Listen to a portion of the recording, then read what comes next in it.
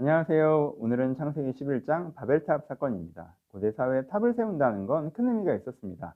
고대 사회에서는 성을 짓는 것만 해도 굉장히 대단한 것이거든요. 굉장히 많은 잉여 자산이 있어 이게 가능한 거고요. 그런 잉여 자산이 있다는 건 굉장히 큰 권력이 생겼다는 뜻이기도 하죠. 굉장히 많은 돌, 그리고 인력, 뭐 이런 게 있어야, 그리고 기술, 이런 게 있어야 성을 쌓을 수 있잖아요.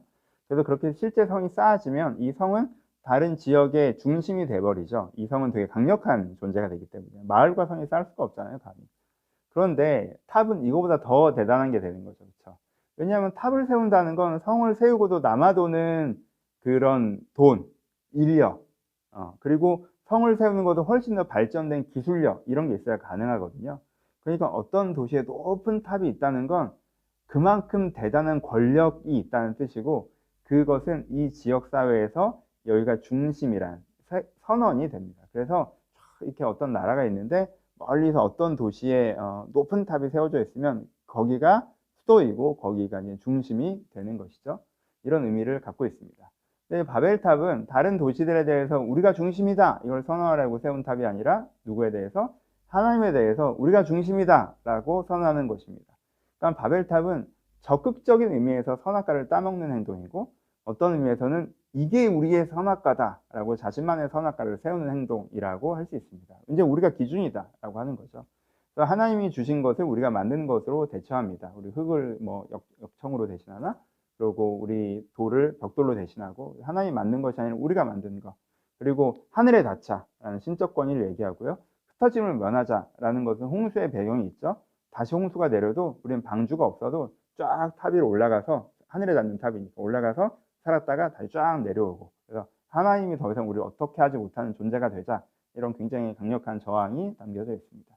그래서 바벨탑이 표현하는 건 하나님을 단지 외면하는 것이 아니라 하나님을 적극적으로 이 땅에서 축출해내는, 하나님 빠지시오라고 하는 인간의 모습을 보여주고 있습니다.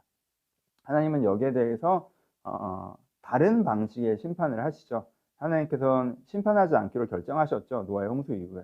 왜냐하면 심판의 목적성이 뭐였어요? 심판 자체가 목적이 아니라 그래서 다시 한번 새롭게 시작하는 게 목적이셨는데, 그렇게 새롭게 한 시작의 결과가 이거였기 때문에 하나님께서는 어떻게 이들을 회복할 수 있는 기회를 내가 가질 수 있을까라고 할 때 언어를 혼잡게 하십니다. 그래서 흩어지게 하십니다. 그래서 잘못된 가치관 속에 억눌려진 개인들로 있지 않고, 하나님 입장에서는 그들이 다 흩어져서 차라리 무지한 상태가 되라.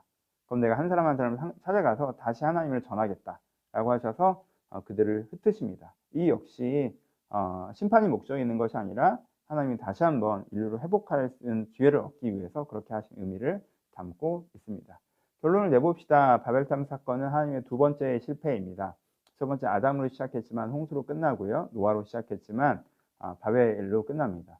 그래서 하나님께서 세상을 창조하시고 이제는 너희들한테 지상 명령을 주시고, 그들이 하나님께 주신 역량과 가능성을 아름답게 알아서 헤쳐나가는 이 방법이 실패하는 모습을 보여주죠. 그래서 12장부터 이제 새로운 방법이 시작되는 걸 보여주는 그런 연결고리로 11장이 쓰여져 있습니다. 11장을 묵상해 본다면 바벨은 인간이 자기의 악함의 실패를 봤을 때 선함으로 돌이키려고 하기보다 오히려 실패하지 않는 악을 고안해내는 모습이라는 것을 생각할 때 우리가 범하는 실수이기도 하다는 것을 알 수 있습니다. 우리도 바벨탑의 실수를 합니다.